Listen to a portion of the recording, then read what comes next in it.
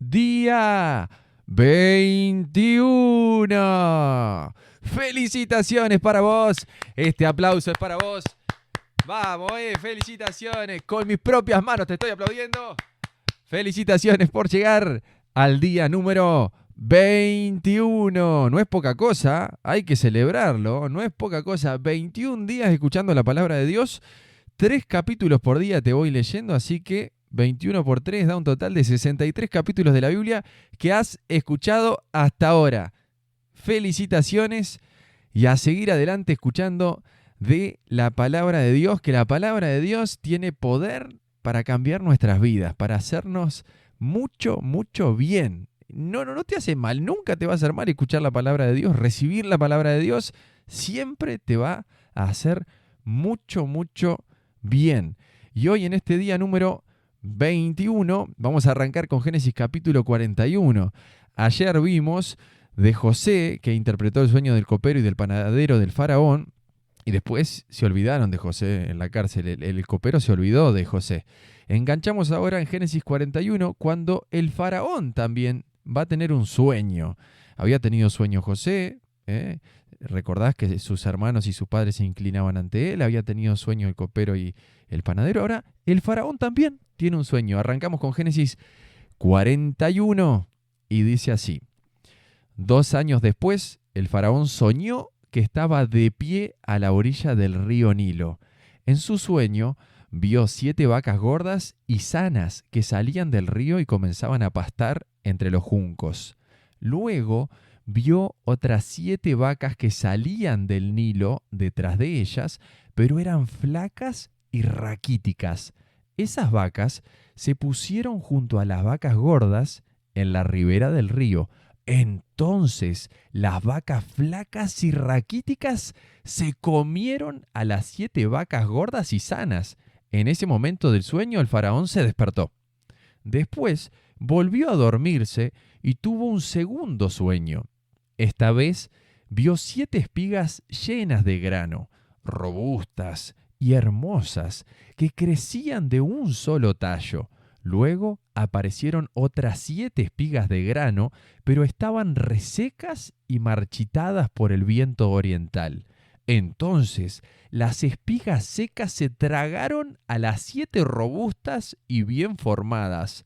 El faraón volvió a despertarse y se dio cuenta de que era un sueño. A la mañana siguiente, el faraón estaba muy perturbado por los sueños. Entonces llamó a todos los magos y a los sabios de Egipto. Cuando el faraón les contó sus sueños, ninguno de ellos pudo decirle lo que significaban. Finalmente, habló el jefe de los coperos del rey.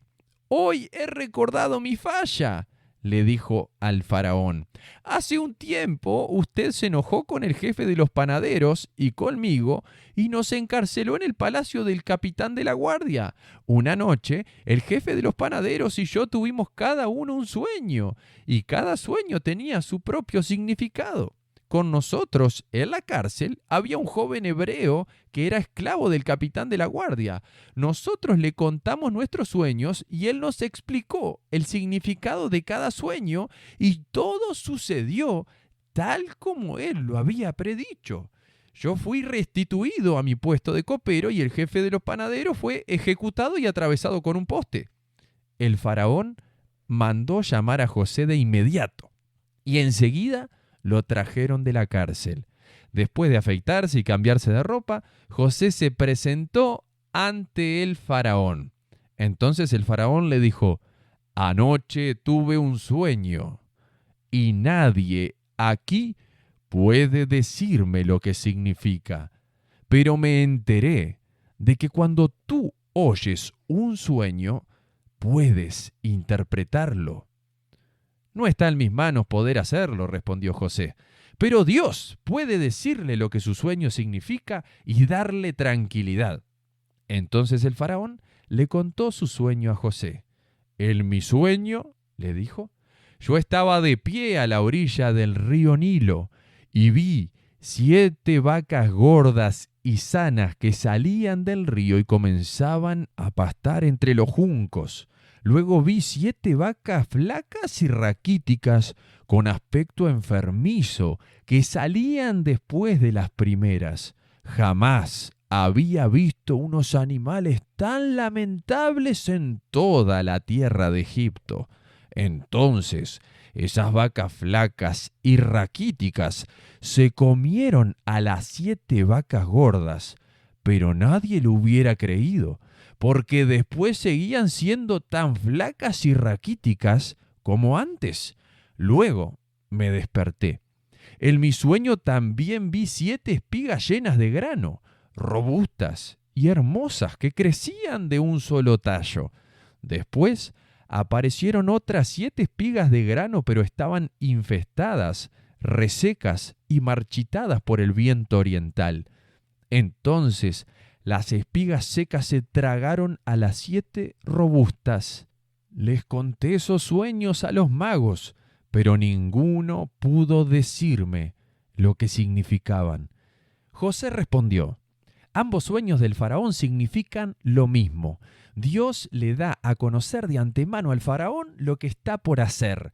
Las 7 vacas sanas y las 7 espigas robustas representan 7 años de prosperidad. Las 7 vacas flacas y raquíticas que salieron después y las 7 espigas resecas y marchitadas por el viento oriental representan 7 años de hambre. Esto sucederá tal como lo he descrito, pues Dios ha revelado de antemano al faraón lo que está por hacer. Los próximos 7 años serán un periodo de gran prosperidad en toda la tierra de Egipto. Pero después llegarán 7 años de un hambre tan intensa que hará olvidar toda esa prosperidad de Egipto. El hambre destruirá la tierra.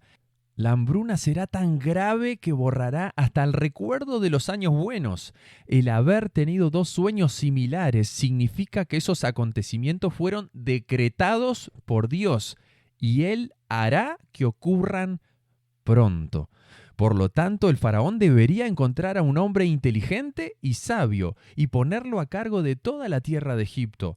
Después, el faraón debería nombrar supervisores de la tierra a fin de que almacenen una quinta parte de las cosechas durante los 7 años buenos. Haga que ellos reúnan toda la producción de alimentos en los años buenos que vienen y la lleven a los graneros del faraón. Almacene bien el grano y vigílelo para que haya alimento en las ciudades. De esa manera, habrá suficiente para comer cuando lleguen los 7 años de hambre sobre la tierra de Egipto. De lo contrario, el hambre destruirá la tierra. Pequeño paréntesis acá, es tremendo, esto es de no creer, es de película. José, que estaba en la cárcel, en el calabozo, de repente lo van a buscar, lo afeitan, lo bañan, lo preparan para estar ante el faraón. Dios le da la interpretación del sueño porque José reconoce que el que puede hacerlo es Dios.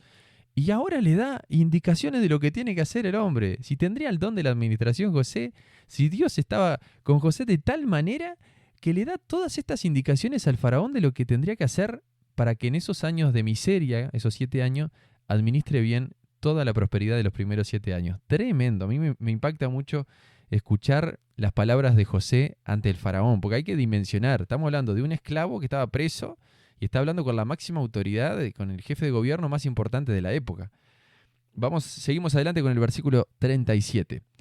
Las sugerencias de José fueron bien recibidas por el faraón y sus funcionarios. Entonces el faraón preguntó a sus funcionarios: ¿acaso encontraremos a alguien como este hombre, tan claramente lleno del Espíritu de Dios? Pequeño paréntesis ahí. Es tremendo. Faraón reconoce que José era un hombre lleno del Espíritu de Dios. Sigo en el 39. Así que el faraón dijo a José: como Dios te ha revelado el significado de los sueños a ti, es obvio que no hay nadie más sabio e inteligente que tú. Quedarás a cargo de mi palacio y toda mi gente recibirá órdenes de ti. Solo yo, sentado en mi trono, tendré un rango superior al tuyo. El faraón dijo a José: yo, aquí en persona, te pongo a cargo de toda la tierra de Egipto. No puedo hacer un paréntesis. No puedo creer estas palabras del faraón. Las he leído muchas veces y me siguen impactando. Es de película esto. Es el esclavo traicionado por sus hermanos que lo vendieron todo y de repente el faraón lo pone a cargo de todo el reino. Es de no creer. Versículo 42. Luego el faraón se quitó de la mano el anillo con su sello oficial y lo puso en el dedo de José. Lo vistió con ropas de lino de la mejor calidad y le puso un collar de oro. Después hizo que José subiera al carro de guerra reservado para su segundo en autoridad, y dondequiera que iba José se gritaba la orden: ¡arrodíllense! Así que el faraón puso a José a cargo de todo Egipto y le dijo: yo soy el faraón, pero nadie levantará una mano ni un pie en toda la tierra de Egipto sin tu aprobación. Luego el faraón le puso un nombre a José, un nombre egipcio, Sabnat Panea, que significa Dios habla y vive. También le dio una esposa, quien se llamaba Asenat y era hija de Potifera, el sacerdote de On. Entonces José se hizo cargo de toda la tierra de Egipto. Tenía 30 años cuando comenzó a servir en el palacio del faraón, rey de Egipto. Después, cuando José salió de la presencia del faraón, inspeccionó toda la tierra de Egipto, tal como se había predicho. La tierra produjo cosechas abundantes durante 7 años. Todos esos años, José recogió todas las cosechas que crecieron en Egipto y guardó en las ciudades el grano de los campos aladeños. Acumuló grandes cantidades de grano, tanto como si fuera arena a la orilla del mar. Al final, dejó de registrar las cantidades porque había tanto que resultaba imposible medirlo. Durante ese tiempo, antes del primer año de hambre, les nacieron 2 hijos a José y su esposa Asenat, hija de Potifera, el sacerdote de On. José llamó a su hijo mayor Manasés, porque dijo: Dios me hizo olvidar todas mis angustias y a todos los de la familia de mi padre. José llamó a su segundo hijo Efraín, porque dijo: Dios me hizo fructífero en esta tierra de mi aflicción. Finalmente acabaron los 7 años de cosechas abundantes en toda la tierra de Egipto. Después comenzaron los 7 años de hambre, tal como José había predicho. El hambre también azotó a todas las regiones vecinas, pero en todo Egipto había alimento de sobra.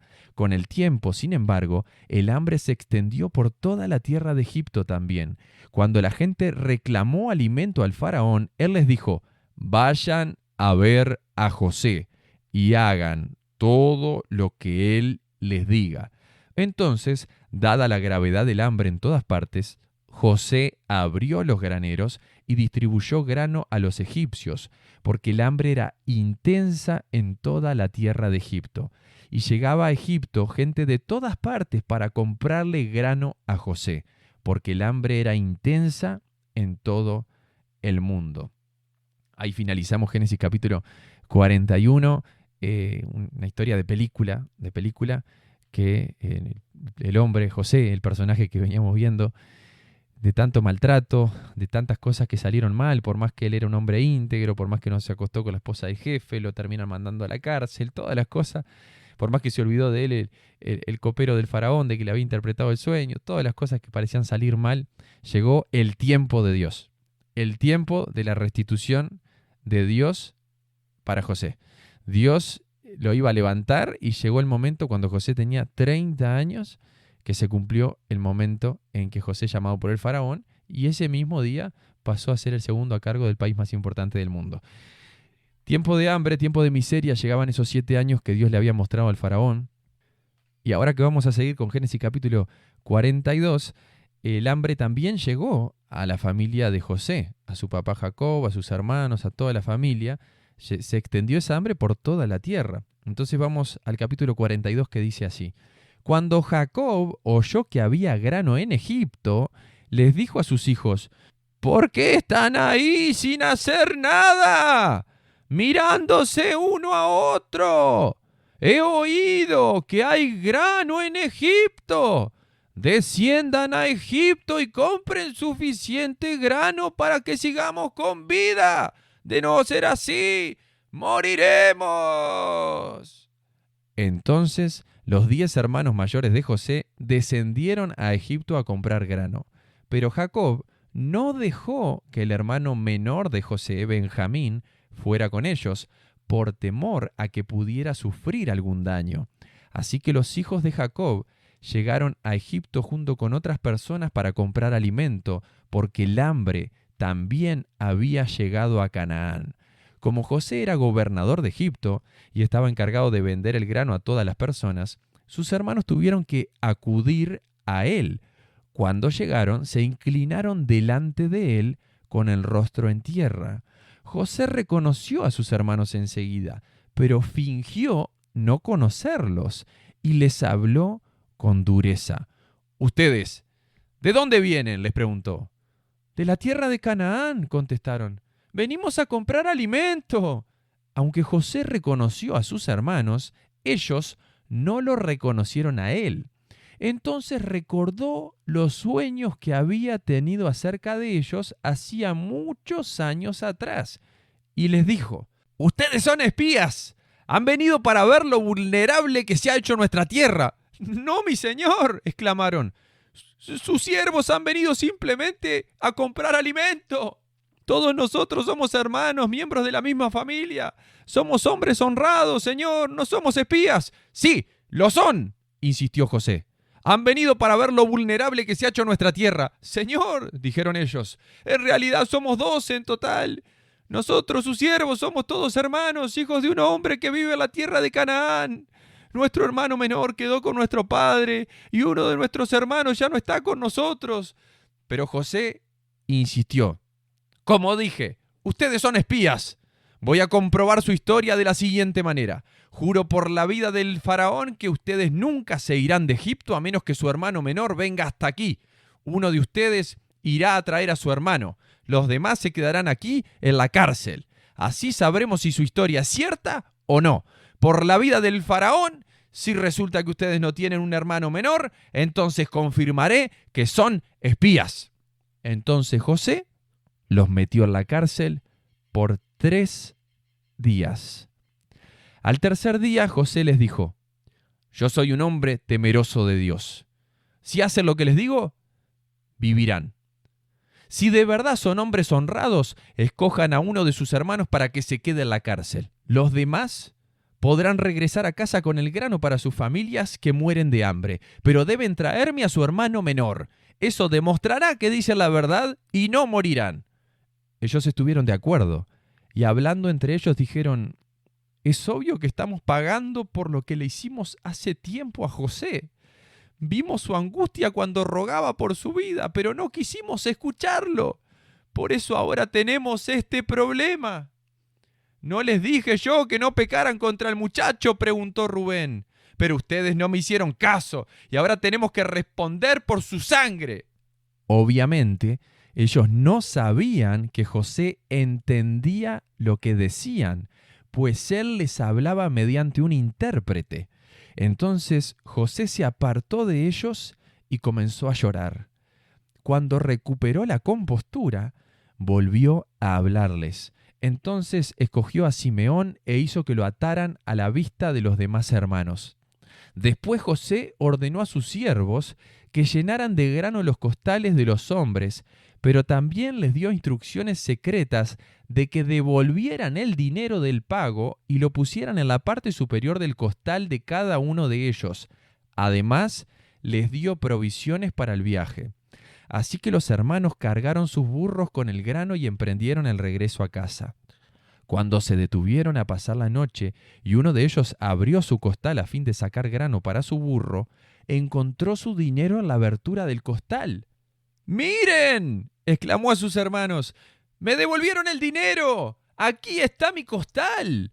Entonces se les desplomó el corazón y temblando se decían unos a otros: «¿Qué nos ha hecho Dios?». Cuando los hermanos llegaron a donde estaba su padre Jacob, en la tierra de Canaán, le contaron todo lo que les había sucedido. «El hombre que gobierna la nación nos habló con mucha dureza», le dijeron. nos acusó de ser espías en su tierra. Pero nosotros le dijimos, somos hombres honrados, no espías. Somos 2 hermanos, hijos del mismo padre.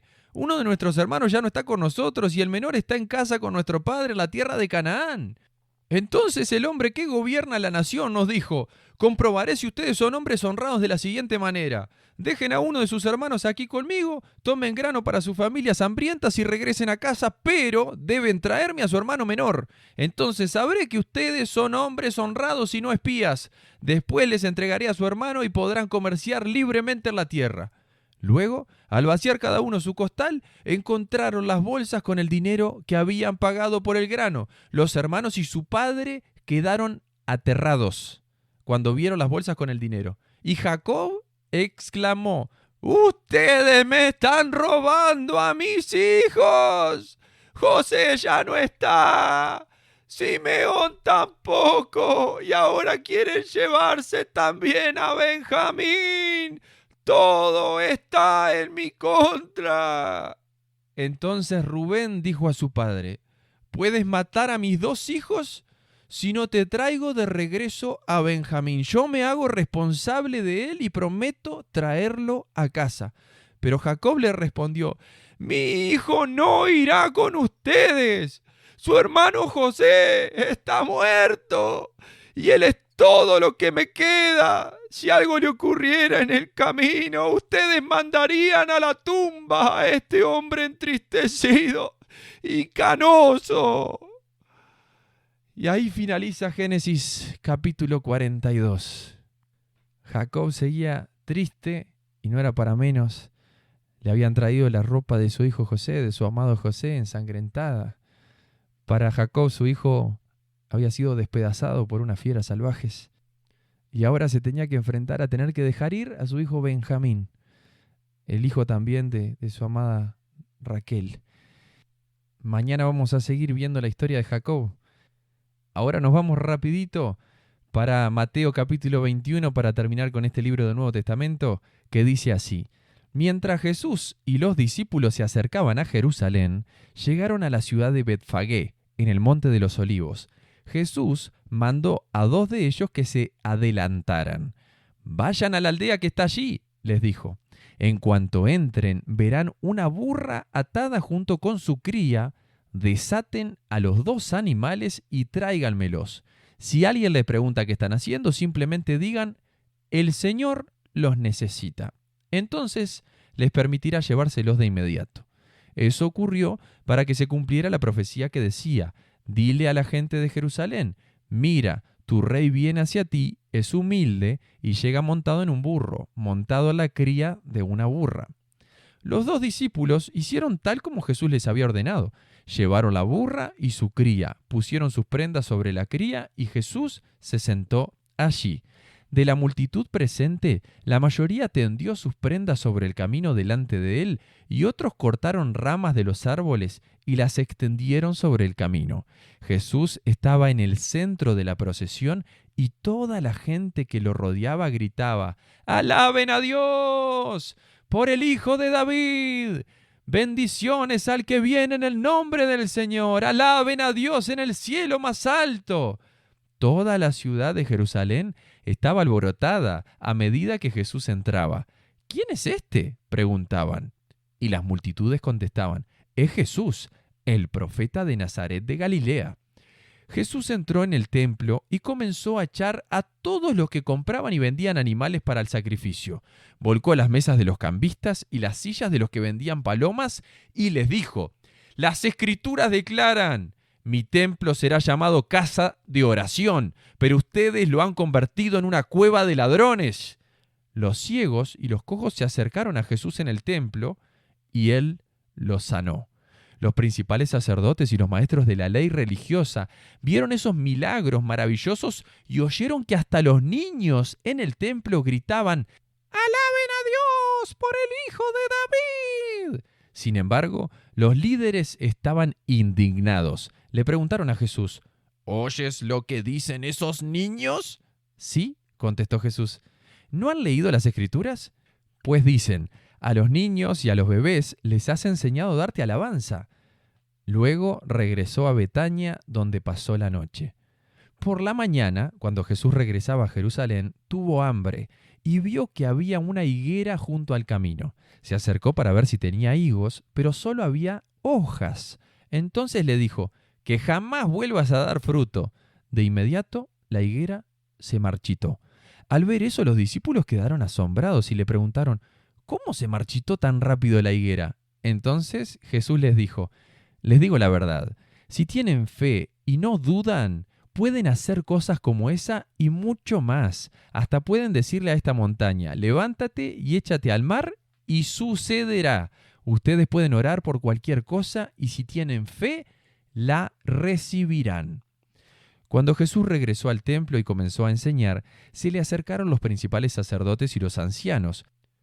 ¿Con qué autoridad haces todas estas cosas?, le reclamaron. ¿Quién te dio el derecho? Les digo con qué autoridad hago estas cosas si me contestan una pregunta, respondió Jesús. ¿La autoridad de Juan para bautizar provenía del cielo o era meramente humana? Ellos discutieron el asunto unos con otros. Si decimos que provenía del cielo, nos preguntará por qué no le creímos a Juan. Pero si decimos que era meramente humana, la multitud se volverá contra nosotros porque todos creen que Juan era un profeta. Entonces finalmente contestaron, no sabemos. Y Jesús respondió, entonces yo tampoco les diré con qué autoridad hago estas cosas. Pero ¿qué piensan de lo siguiente? Un hombre con 2 hijos le dijo al mayor, hijo, ve a trabajar al viñedo hoy. El hijo le respondió, no iré. Pero más tarde cambió de idea y fue. Entonces el padre le dijo al otro hijo, ve tú. Y él dijo, sí, señor, iré. Pero no fue. ¿Cuál de los 2 obedeció al padre? Ellos contestaron, el primero. Luego Jesús explicó el significado. Les digo la verdad, los corruptos cobradores de impuestos y las prostitutas entrarán en el reino de Dios antes que ustedes. Pues Juan el Bautista vino y les mostró a ustedes la manera correcta de vivir, pero ustedes no le creyeron, mientras que los cobradores de impuestos y las prostitutas sí le creyeron. Aún viendo lo que ocurría, ustedes se negaron a creerle y a arrepentirse de sus pecados. Ahora, escuchen otra historia. Cierto propietario plantó un viñedo. Lo cercó con un muro, cavó un hoyo para extraer el jugo de las uvas y construyó una torre de vigilancia. Luego les alquiló el viñedo a unos agricultores arrendatarios y se mudó a otro país. Llegado el tiempo de la cosecha de la uva, envió a sus siervos para recoger su parte de la cosecha. Pero los agricultores agarraron a los siervos, golpearon a uno, mataron a otro y apedrearon a un tercero.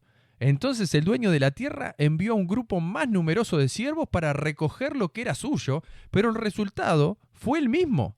Finalmente el dueño envió a su propio hijo porque pensó, sin duda respetarán a mi hijo. Sin embargo, cuando los agricultores vieron que venía el hijo, se dijeron unos a otros, aquí viene el heredero de esta propiedad. Vamos, matémoslo y nos quedaremos con la propiedad. Entonces lo agarraron, lo arrastraron fuera del viñedo y lo asesinaron. Jesús preguntó, cuando el dueño del viñedo regrese, ¿qué les parece que hará con esos agricultores? Los líderes religiosos contestaron, a los hombres malvados les dará una muerte horrible y alquilará el viñedo a otros que le darán su porción después de cada cosecha. Entonces Jesús les preguntó, ¿nunca leyeron en las Escrituras? La piedra que los constructores rechazaron ahora se ha convertido en la piedra principal. ¿Esto es obra del Señor y es maravilloso verlo? Les digo que a ustedes se les quitará el reino de Dios y se le dará a una nación que producirá el fruto esperado. Cualquiera que tropiece con esa piedra se hará pedazos y la piedra aplastará a quienes les caiga encima. Cuando los principales sacerdotes y los fariseos oyeron esa parábola, se dieron cuenta de que contaba esa historia en contra de ellos, pues ellos eran los agricultores malvados. Querían arrestarlo, pero tenían miedo de las multitudes, que consideraban que Jesús era un profeta. Y ahí finalizamos Mateo capítulo 21. Qué fuerte esa parábola que termina contando Jesús, de que siendo el hijo, el propietario de esa viña que iba a mandar al hijo a ver si lo respetaban y le daba la parte que le correspondía, pero no, al hijo también lo mataron y no lo respetaron. El Hijo de Dios es Jesús, y el que tiene al Hijo, dice la Biblia, tiene la vida. Y el Padre Celestial lo que está esperando es que honres al Hijo, que ames al Hijo, que le entregues tu vida al Hijo de Dios, a Jesús, que lo envió para amarte, para salvarte y para que tengas vida eterna. Te mando un abrazo grande y nos reencontramos mañana para seguir aprendiendo más de la palabra de Dios.